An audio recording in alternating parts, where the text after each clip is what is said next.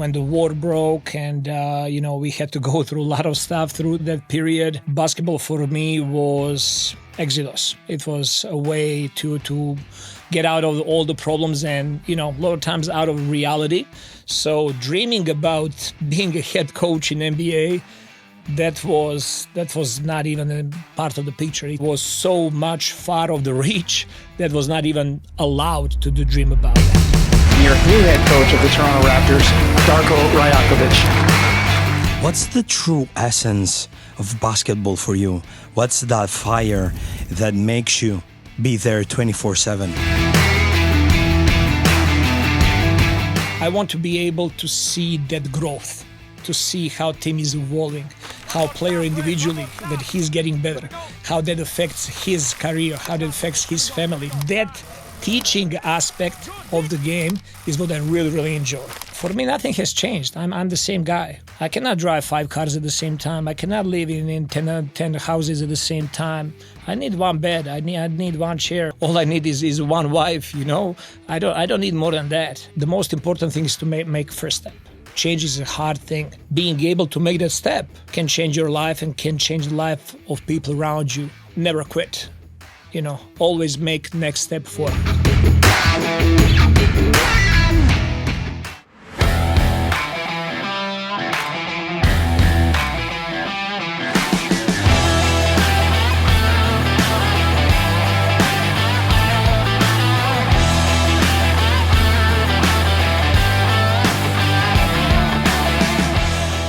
Καλώς ήρθατε σε ένα ακόμα podcast των theSPEAKERS. Είμαι ο Αποστόλης Κουμαρίνος και κάθε Τετάρτη από τις 5 ώρα το πρωί μπορείτε να βρίσκετε ένα νέο podcast διαθέσιμο στο Spotify, στο Apple Podcasts, καθώς επίσης και στο κανάλι μας στο YouTube. Την επόμενη μέρα, την Πέμπτη στις 9 ώρα το βράδυ, μπορείτε να παρακολουθήσετε, να δείτε τι κάνουμε εδώ στο στούντιο.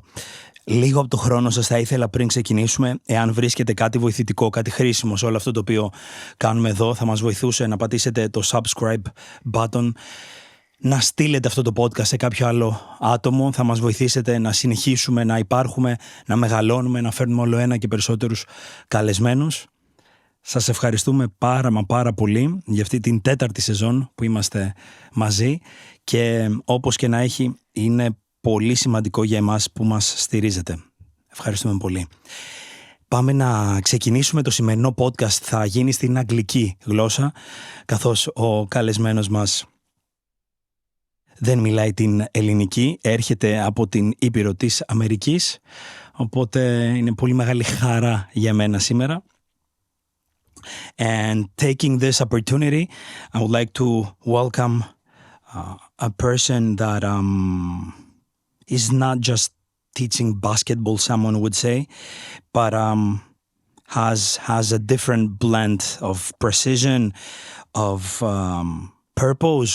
We will discover together what is actually the base of his work and the way that he approaches life and also work.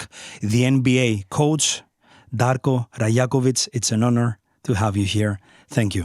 Kalimera. Ευχαριστώ.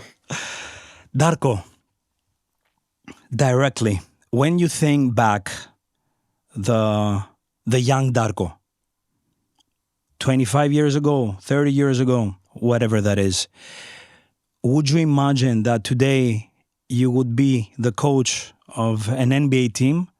You're coaching for Toronto Raptors. Would you imagine the point, the place where you are right now? No way. No way. So I grew up in Serbia. Unfortunately, a lot of stuff was going on with the war in ex-Yugoslavia starting in 1990, and those were most sensible years of a young man growing up. I had great childhood. Everything was fine until that 1991 when the war broke and, we had to go through a lot of stuff through that period. I love basketball. Basketball for me was exodus. It was a way to get out of all the problems and, a lot of times out of reality of a daily struggle that was going on, not just with my family, but in a whole country. And, it happened in those years, like when I think about 90s, like when I was a teenager, I think about Yugoslavian Serbian national team in basketball. And you had a group of young people that were looking at such as Vlade Divac or Sasha Đorđević or Bodiroga or Paspalj. And those were our idols for the big part of our population. And there was the other part. There was criminals, there was war, there was mafia, there was like somebody was trying to go that route. For me and my friends, basketball was everything. It was a way to escape from everyday problems, you know, and I started coaching very young. I started coaching when I was 16 years old. Actually, on August 2nd, 1996, I still remember that day. And for me, it was, from the beginning, it was about how do I affect young people? How do I work with young people and make a change in their life? So dreaming about being a head coach in NBA, that was not even a part of the picture. It was never done before. It was something that you don't even dream about. My dream, when I was dreaming about my dream jobs, when I started coaching, was being a head coach, coaching maybe EuroLeague or coaching in college, you know. But the NBA was so much far of the reach that was not even allowed to dream about it. How can a youngster of 16 years old start studying coaching, start dealing with coaching? So I was a player. I was playing in youth teams in my hometown. I was obsessed about basketball. You know, I would wake up at 4:30 in the morning. I would go to the gym. I would wait for Aunt Anna to open up the gym. She was a cleaning lady at the gym. Yeah. And she would come up to work at 5 a.m. and I would go on the court by myself. There was no light. It was just me and basketball in the dark, shooting, because, you know, in those years there was no money to put the lights on for a kid that wanted to get shots in the morning. No money, huh? No money. For the lights. For the lights. You know, that was happening like in the 5 in the morning. And like they had to, you know, save money that we could not turn the lights off. So I was like in semi-dark, working out, getting shots. I was obsessed about basketball. And after that, quick shower, go to school. School was starting at 7:30 in the morning. I would go to school. After the school, I would call my friends, organize them. Let's go play 3-on-3, play basket outside. And after that, I would study. And I was so motivated to study at the time so I can finish my work as soon as possible so I can go and practice with the team and be back with basketball. So I was really obsessed with the basketball. And then at the age of 16, something happened that I did not pass that under 16 to under 18 team. I was short enough. I was not good enough.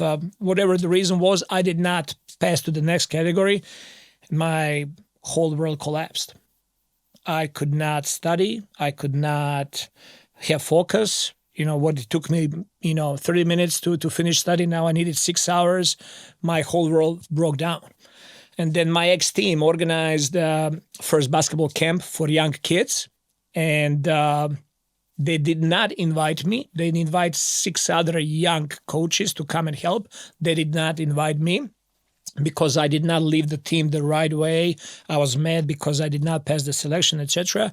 So I had to be humbled down and to go back and apologize and ask them to give me opportunity to start coaching this summer camp, those kids. And I started on August 2nd. We practiced twice a day, every day. I have every practice still in the book that I planned out. And I just fall in love. Seeing those young kids, what did I know at 16 years old? I didn't know anything. But kids were getting better. I loved them. I really enjoyed the work. And slowly they were getting better. By the end of the month, I was like, this is me. I got to do this for a living for my whole life. So since then I've been in basketball. I studied Greek language. That was my major in college. Is that so? Okay. I used to be very fluent in Greek language. Σπούδασα ελληνικά 4 χρόνια στο Βελιγράδι. Okay. But going later to live in Spain and everything, Spanish took over and I did not really practice a lot Greek, so I forgot a lot. Still, I can order karpuzia and ouzo and stuff like that, but Greek is not anymore dominant. And for me, it was the best thing. I knew it that I want to do this for my whole life. And I'm really blessed to be 46 years old now. And I think that I never worked one day in my life. I do have the privilege to do what I really love to do. And I don't have to come in the office at 8 and leave the job at 4 or 5. I can work 24/7 and I don't feel that I'm working. What's the true essence of basketball for you? What's that fire that makes you be there 24/7? What does it mean deeply? Easy answer would be to tell you when, right? Yeah. And definitely that's a big reason why all of us that were in sports, we do that. It's competitive side. It's that jitters that you get in your stomach. It's like excitement that you get. It's like opportunity to win and to do something special. And that is very, very important. But for me, like you're asking very, very good question, and you have to look deep in your soul to answer that question. It's not just to provide for family. I could do other job. I can drive Uber tomorrow and be happy and satisfied with my life. It's not about that. For me, it's multiple things. When it comes to my team, I want to be able to see that growth, to see how team is evolving, how player individually that he's getting better, how that affects his career, how that affects his family, how players is going to sign a better contract, how team as a group is getting better and going from A to B to really grow.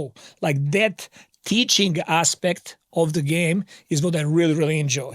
And not just teaching and influencing young people what they do on the court, but to see their growth as men.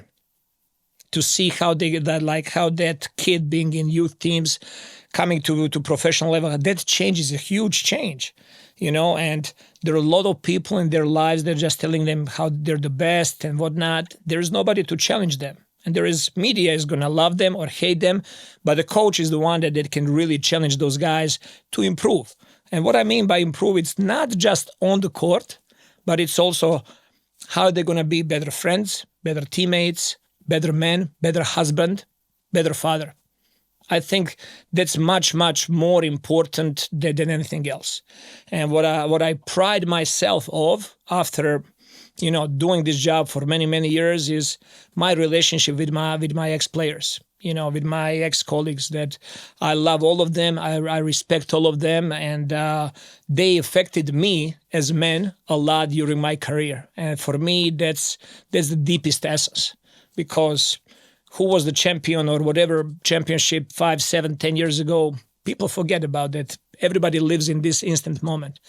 But what is the legacy? What is the heritage? What is something that you're going to leave behind you?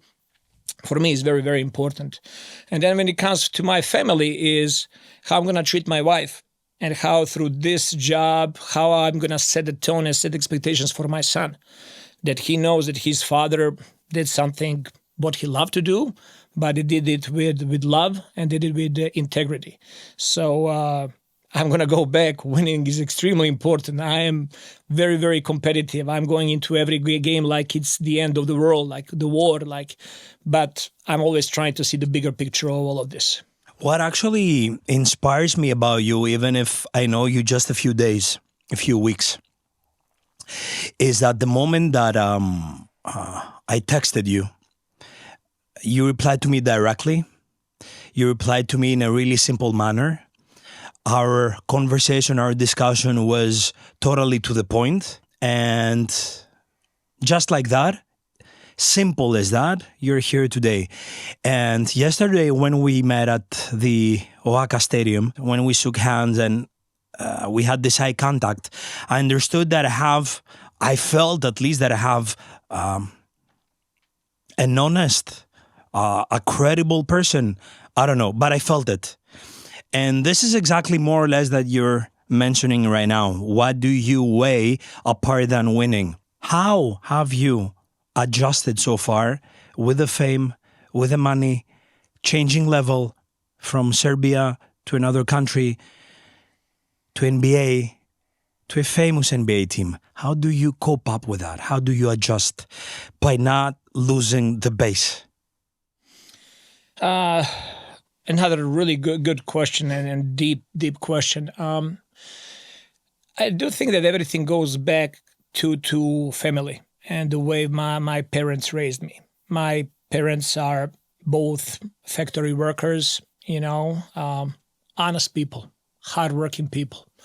They had to leave when they were young to leave village and come to live in a town. And, back in the day, that those were the jobs that were available, getting factory work and watching them and then talking to them how to treat people, how to keep dignity even in a hard moments, making some really hard life decisions, but making sure that everything stays true to the point. I think that really stood out to me when I was growing up, and that formed me as a person, you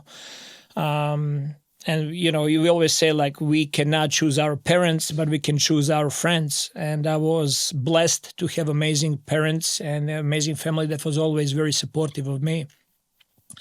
Second part is that's very important for me is religion, my faith. I'm Orthodox Christian, and that's a big part of my identity. That's a big part of how I treat people or trying to treat people. And I'm far away from perfect, and I'm a lot of times saying things that I don't mean, and I hurt people. But at the same time, I'm very aware of those situations and moments and trying to be better. And I think that's all we can do, trying to be better every single day.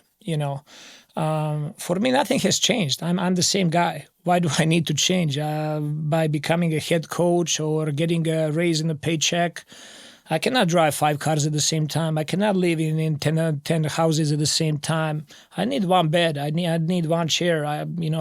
All I need is one wife. I don't need more than that. And nothing really changes in my life. My friends are the same friends that I had, before getting those jobs. So I'm just trying to be who I am and staying the same. The only change in my life is I used to be a little bit on social media and having Instagram or Twitter. That's the change that I completely took out from my life. And I'm not.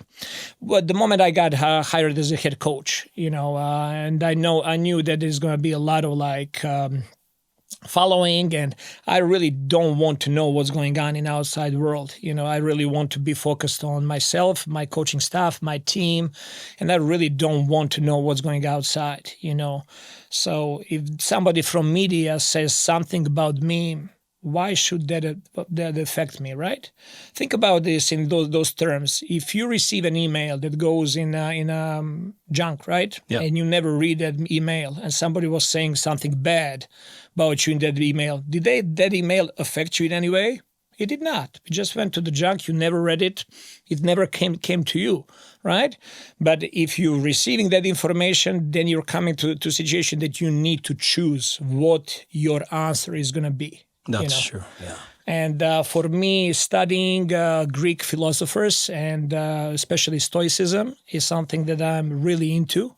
And I'm really trying to learn from such as Epictetus or Marcus Aurelius and those guys, how they reacted to the world, So I think that's very important to understand that we always decide how outside events are going to affect us.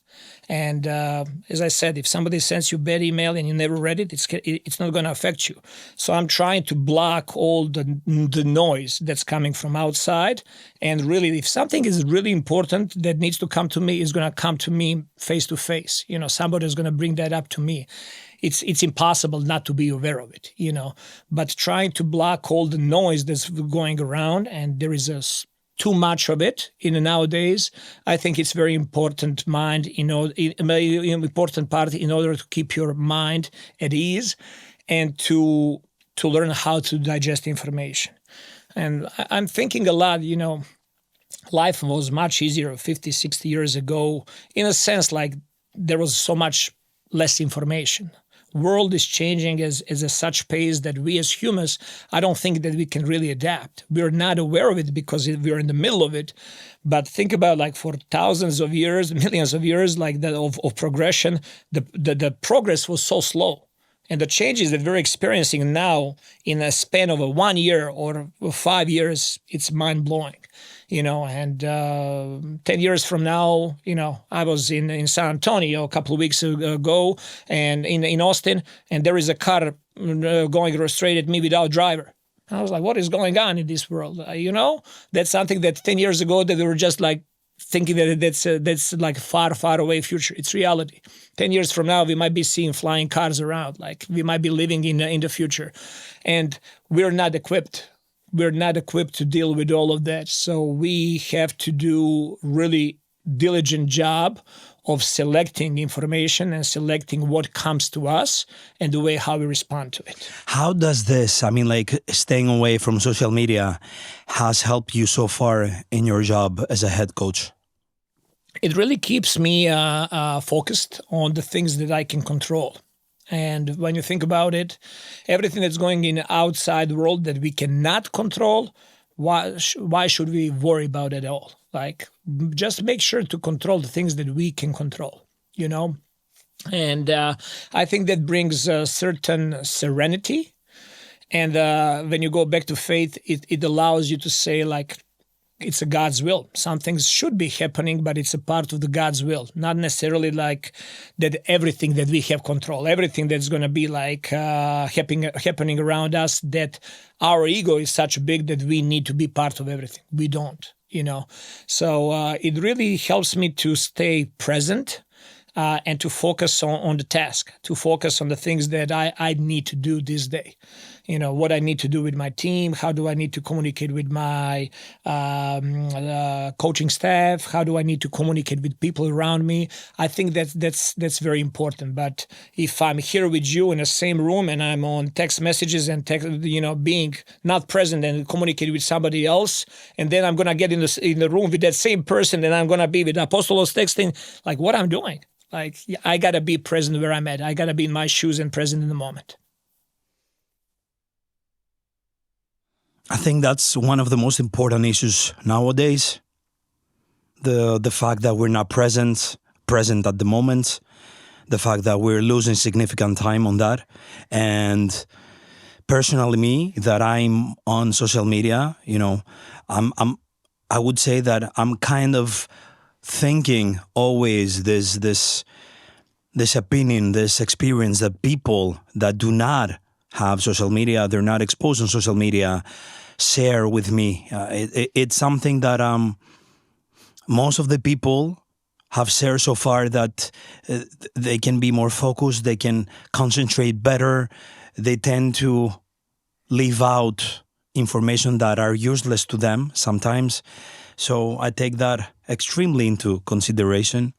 And I think it's a really, really important part to see how nowadays we can choose another path and see how this looks like, but also how can this help us become better on our job, on our family, on our relationships, on how we connect with other people. Because what you mentioned before about being here, but my mind being somewhere else, by communicating with someone else, is one of the most, I think, major problems right now, both in Europe, in US, in all countries, more or less around the world. I agree about you gotta find the right measure in everything, right? Don't get me wrong. I'm not saying don't have social media. I'm not against it. Like you can use YouTube videos or Instagram or TikTok or whatever. You can use it in a purposeful and good way, and you can get very valuable information that can affect your life in a really good way. But the moment you start scrolling and just following the algorithm, and algorithm is feeding you and controlling you, then you use control over it. If you have a It's if you have discipline, say, I'm going to do this, and I'm going to do this in a purposeful way for 15 or 30 minutes. But after that, it's like my son. My son is 7 years old. Do you think I can get video games completely away from him? You know, I did as a part of punishment for 2 months, by the way. But he gets weekends and he gets his 30 minutes on iPad or video games. But when 30 minutes is done, it's done, and we turn it off. You know, I wish that we as adults, we have somebody who's going to, you know, that can be some type of self-control that we can do and say, okay, I'm going to do this. I'm going to do this morning from 8 to 8:30. And that's it. And that's it. I'm not going for it. And if I have to do it later in the day for 10, 15 minutes, that's it. But not to become instinctive all the time, you know, go back to your phone and then like, just because it's a habit, it's addiction. What do you think was your most difficult moment so far as a human, not as a coach?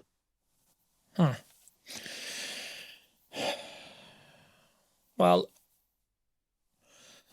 it has to be always with, you know, with dealing with situations with family members or friends dealing with like serious health issues, you know.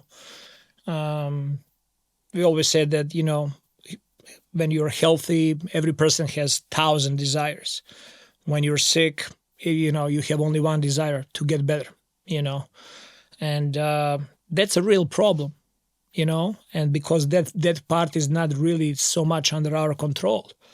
You know, you get, then you're being controlled by medicine or good health care or, you know, a lot of things that can go into consideration, God's will.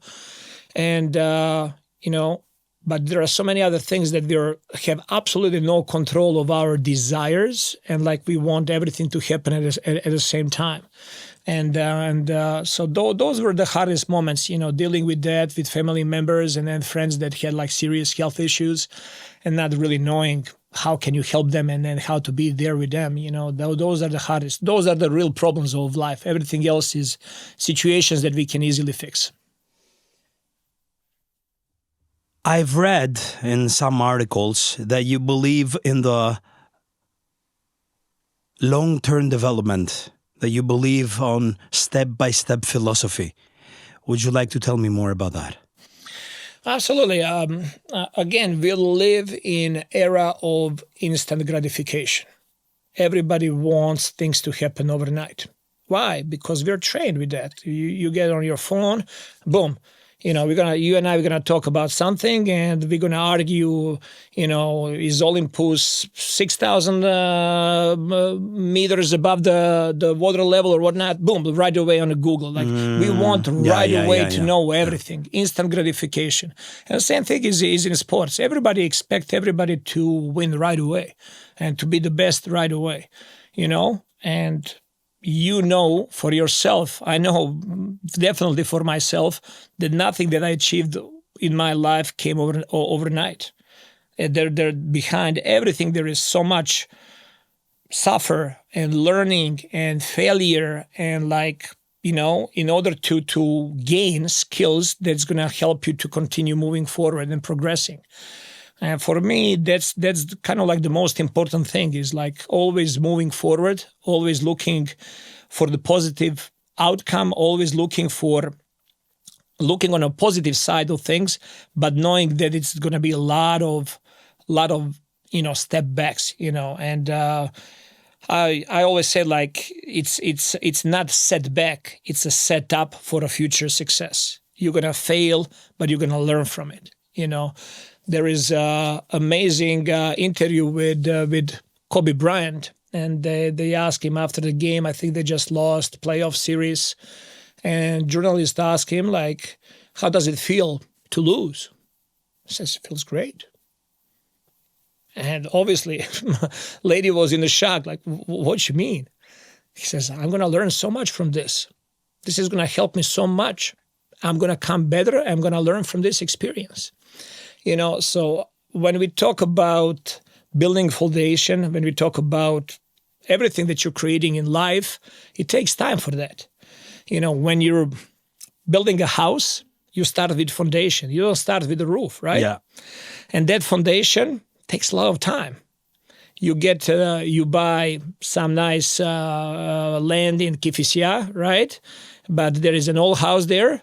Are you going to just renovate that house, or are you going to tear it down and go deep and build a good foundation and then have a good structure? And then once you build that, you know, you get a house over there that's going to worth something. You know, that's not going to be just patched up. I don't think it's different in sports. I think it's very, very similar.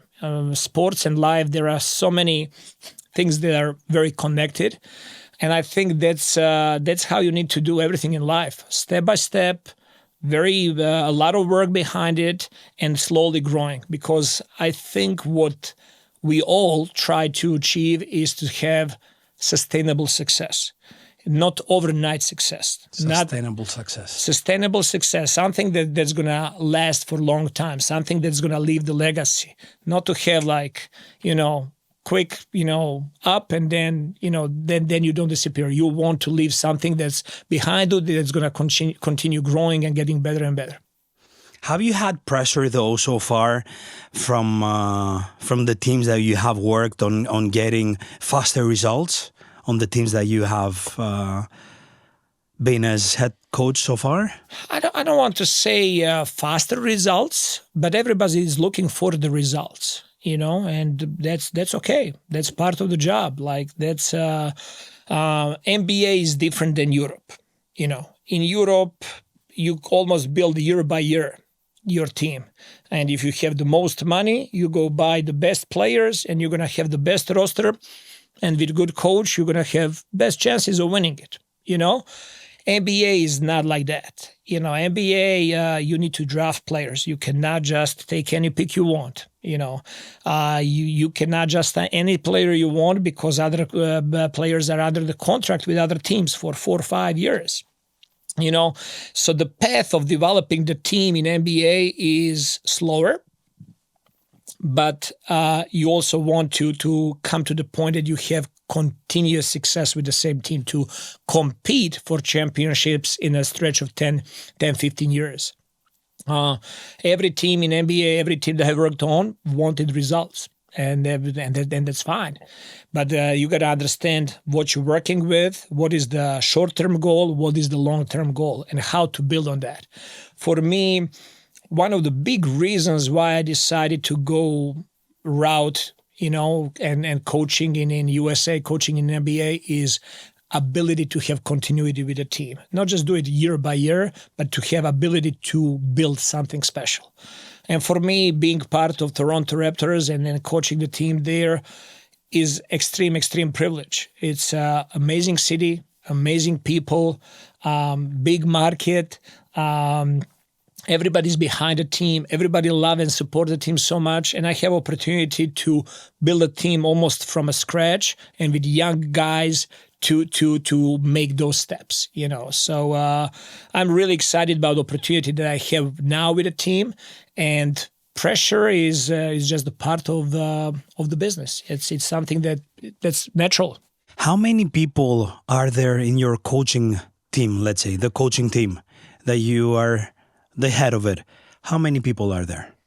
So when I got hired as a head coach, one coach from previous coaching staff stayed, and I hired another 13 people. So my coaching staff is consisted of 15 people. Myself, 9 assistant coaches, and we have 5 video guys that do video, and we have our secretary for the coaching staff that's just helping us with everything. So actually, we are talking about 2 teams, the basketball team and the coaching team, right? But I suppose the base is the same on the leadership style maybe, but with different approach. Have you ever thought till up until now, how important to you is the leadership style, the human style? I don't know.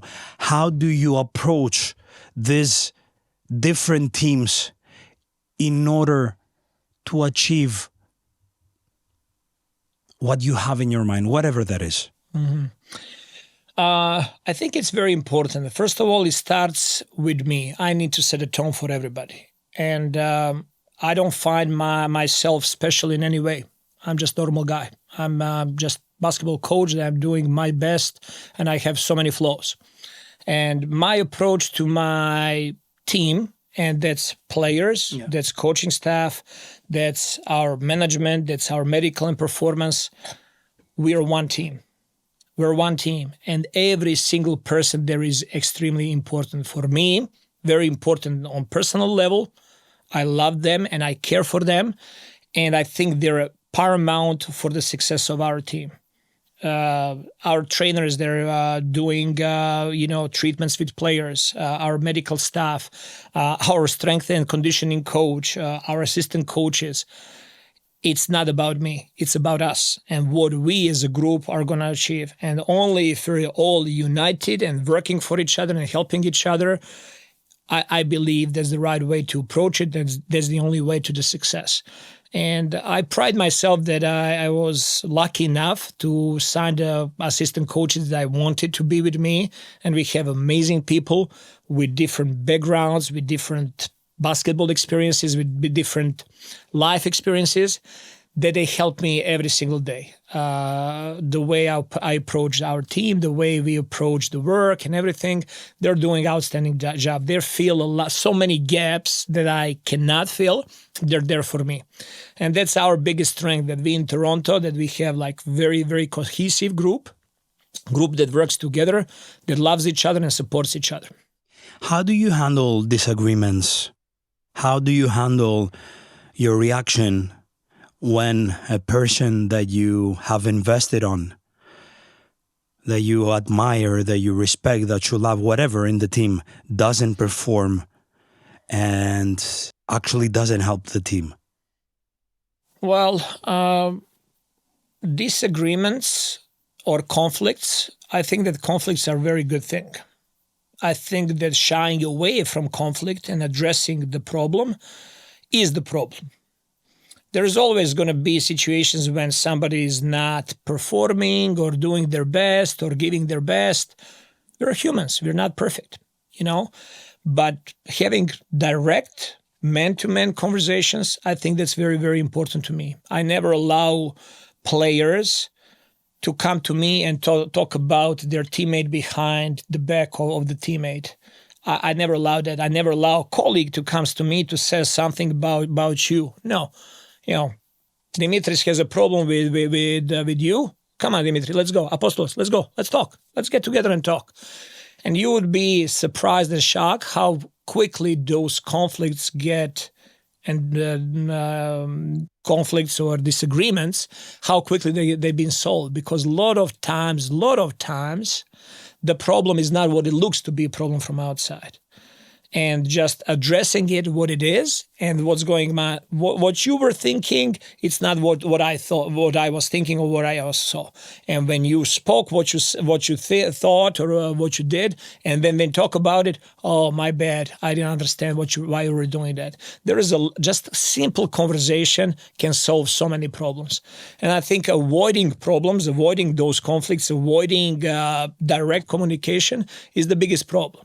And that's why I'm always trying to be very direct with all the people that I work with my players and my coaching staff as well.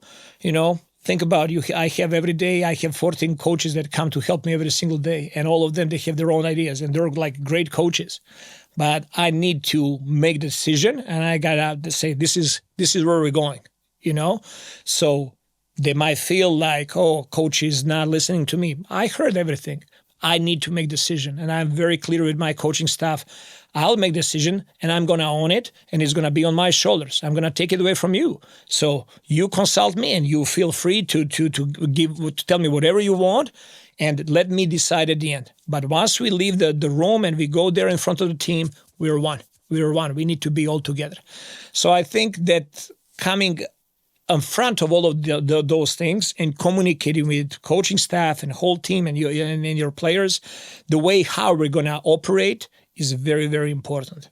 For me, I start every season with a team meeting, first team meeting of the season. I lay down all the rules, how we're going to operate as a team. And just up front, this is what we need to do. Everybody understands what are the rules of the game and how we need to approach it. One strong point that you think that you have as a coach? My strong point is I think I'm really good on the court with players, getting the most out of them. How to improve them, always asking for a little bit more that they can give, and seeing the progress with the players. I always pride myself that my teams are playing the best basketball towards the end of the season and not at the beginning of the season. One point that you would like to develop in the next season as a coach? My ability to listen more, to listen my players, and then to so listen. So beautiful that you're mentioning this. I think it's in my position, in a leadership position, it's always like it's easy to get wrapped up into everything that we need to do and to do it my way, and I need to be more open to listen and then to understand what everybody else can bring to the table.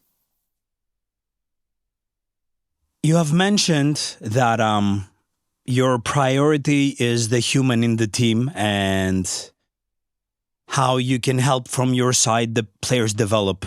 On the other side, you have mentioned the accountability thing, and that, again, the team, the athletes, the players should be accountable in the court. Could you please tell me how can these two values be combined? I think they go hand to hand, to be honest with you, because around athletes, there is family, there is agent, there is friends. And everybody, when they watch the game, they just look at them. Oh, they didn't pass the ball to you. Oh, shoot the ball. Oh, they just focus on you. Like your whole inner circle, they're focusing on you. They're not looking, and your teammates. When you get out of the game as a player, they're not really focusing what's happening with some of the other guys on the court. Their families, their people who do, So why I'm bringing this, I think my job is to tell them the truth and to keep them accountable and to tell them no and to tell them areas where they need to improve. And the way I need to do that needs to come from a place of love and care.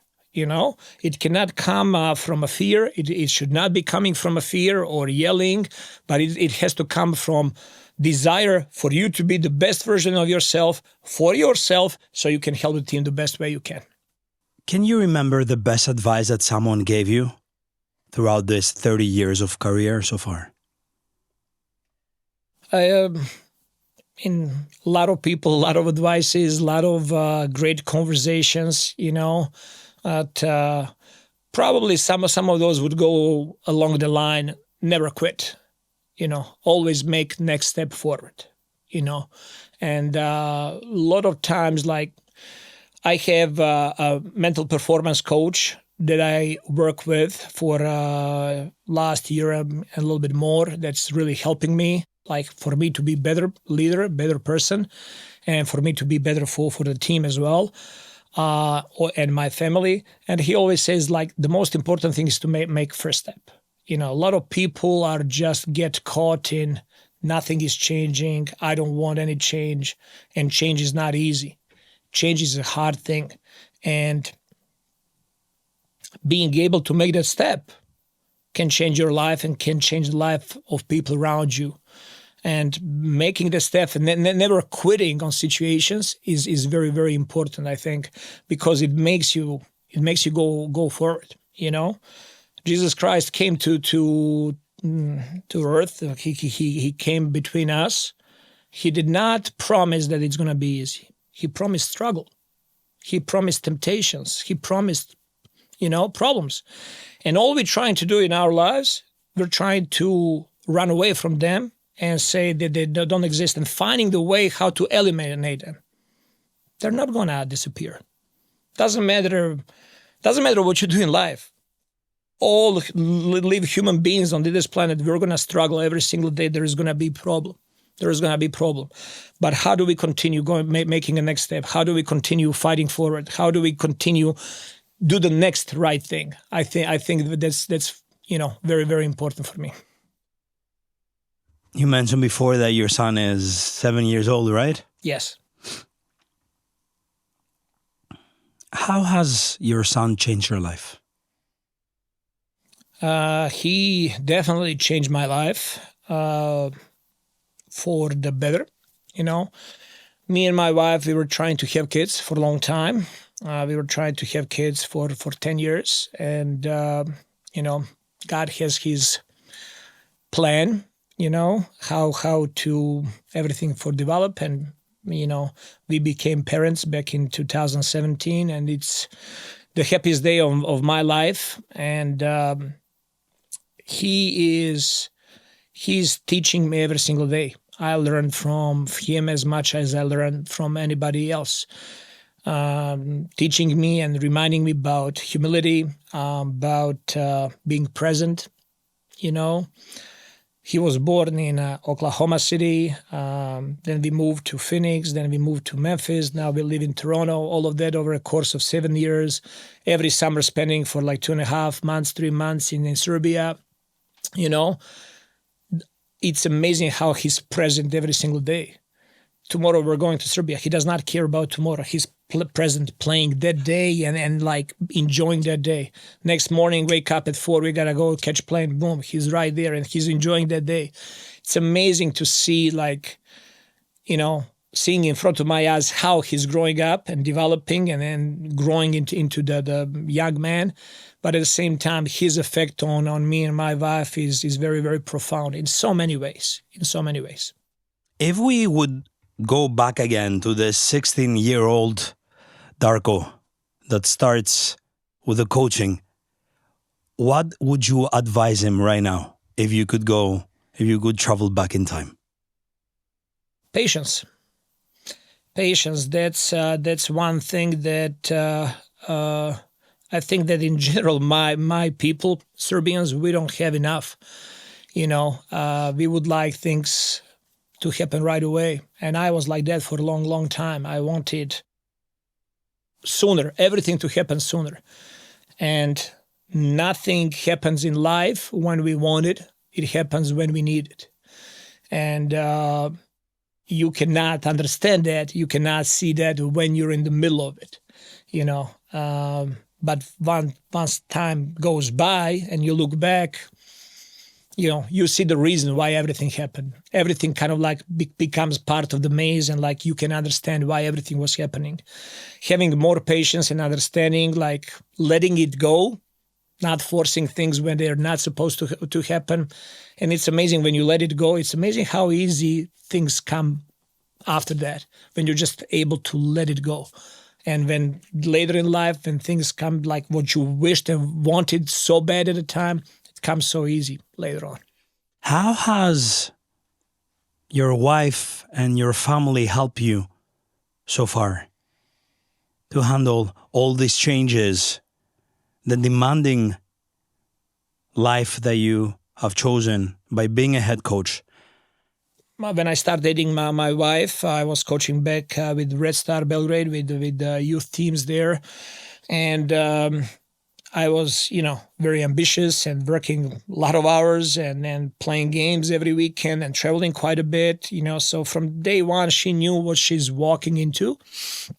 My wife, she is a lawyer, which tells you that she never planned of living anywhere outside of Serbia. When you're a lawyer for that country. You cannot become a lawyer in Greece or in US or Spain. So she left everything, you know, when I decided to move from Serbia to coach in Spain. She came with me and with no promise of job, or no promise what's going to be the next. And she stayed with me until today. I always say, like, me as a coach, I love what I do. I'm between people, I'm traveling, I love basketball. I'm not making any sacrifice. My only sacrifice is not really being with them. My family is the one that's making sacrifice. They're living where I have to live. They're not close to family. They're living on the other part of the world, and they're the ones making sacrifice. I pack the bag. My bag is always packed. I move on. We go for 10 days road trip. It's so dynamic, and they stay by themselves alone, back home. So they're the ones that they're, making sacrifices. And how they help me, they never allow me to see that if something is off, if something is wrong. They never bring extra worries to me during the season. They're really trying to help me to be focused in what I do, because they know how much it's important for me. If I ask you, how would you like to be remembered? Is there something that you have in your mind? Yes, I would like to remember that as a father, as a husband, as a good friend, as a competitor, as a compassionate person. That would be things that I would like, people to remember me and tell about me. That, that I enjoyed my journey, that I enjoyed everything that life brought to me, and that I always found a time and love for my family and for my friends.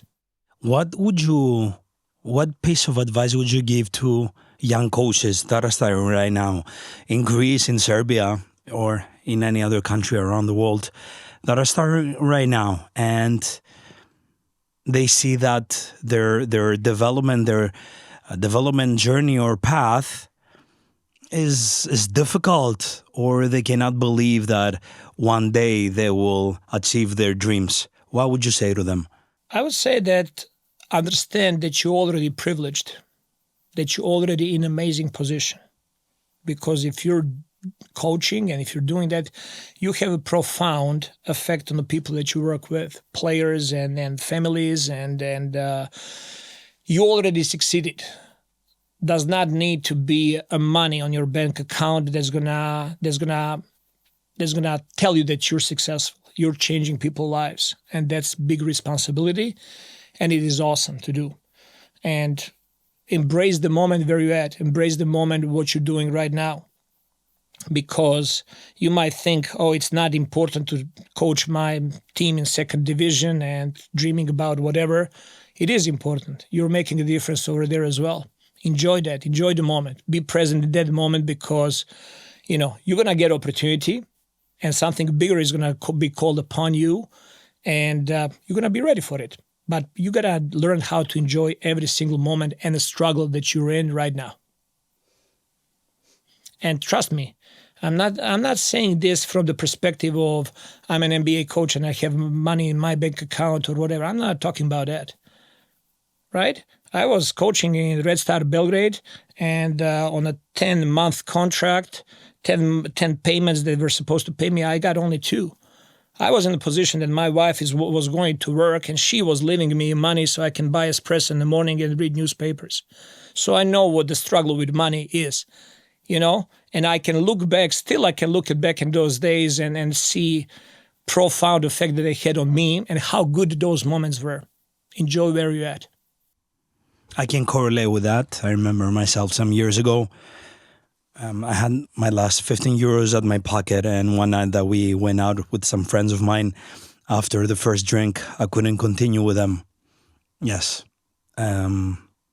Beautiful moments. Now looking back then, they weren't so beautiful. No doubt. One of the questions that I make to the guests of the podcast is a quote that is with me the past 23 years from the moment that I lost my best friend. My best friend died about 23 years ago, and we had read this book called The Count of Monte Cristo. So by Alexander Dumas. So in there, Napoleon at the book says that in life we are either kings or pawns. So this quote has actually marked me. What is your opinion about that? Do you agree or not? In life we are either kings or pawns. What's your opinion? Well, my first thought that comes to that is it goes back to my faith. There is one king, and there is a king above all the kings. And everything that we're going in this life is temporarily. You might be a king, and we saw during the history so many kings finished not the great way, you know. And during the history, there was a lot of, you know, regular soldiers and regular people that were, you know, saints and celebrated life and did amazing things and made a profound effect on the whole world. Everything is the question of perspective. And ask yourself what is your purpose in life and what God wants from you to do, and follow your path. I think all of us in the eyes of God, we're all same. We're all His children. And I think there is only one king, and it's up to him to decide who's going to be what at the end of the story.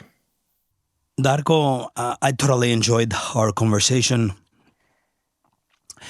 Looking forward to visit you in Toronto, watching one of your games. I believe that today's discussion has many learnings for all of us to search, to think, to understand. And actually, it cleared up my mind after the discussion we just had, what inspired me yesterday when I met you. So when I look at your eyes, when I looked at you, I understood everything or almost everything that you explained here today. So thank you so much. Thank you so much. It was my absolute pleasure, and continue doing with great work. This was very, very pleasant conversation for me, and definitely you're leaving me with some of the questions that I need to continue searching for answers for myself. I left my notes aside. I closed my tablet, as you saw, my iPad, and I did what we discussed before we started the podcast, to take it from our heart. And thank you so much for that. Thank you so much. Ευχαριστώ και εσάς πάρα πολύ. Νομίζω σήμερα είμαι έτσι αρκετά συγκινημένος με αυτά τα οποία υπόθηκαν. Νιώθω ότι τουλάχιστον για μένα κάθε podcast είναι μια ευκαιρία για εξέλιξη και για μάθηση. Σήμερα ήταν τουλάχιστον μια πολύ μεγάλη τέτοια ευκαιρία. Υπέροχα πράγματα, ένας διαφορετικός τρόπος σκέψης από έναν άνθρωπο που ξεκίνησε από τη Σερβία, καταλήγοντας αυτή τη στιγμή να είναι NBA σε μία από τις NBA coach, σε μία από τις καλύτερες ομάδες εκεί στην Ήπειρο της Αμερικής. Σας ευχαριστούμε. Κάθε Τετάρτη από τις 5 ώρα το πρωί ένα νέο podcast διαθέσιμο στο Spotify, στο Apple Podcasts και στο YouTube. Ήταν μαζί μας σήμερα ο εκδοτικός οίκος, η Keybooks. Keybooks, ευχαριστούμε πολύ. Και Darko, let's close it together. What we do is we say, till next time, keep speaking. We have that? Absolutely. Should I count 1, 2, 3 and start? Yeah, we're ready? Yeah. 1, 2, 3. Till next time, keep speaking.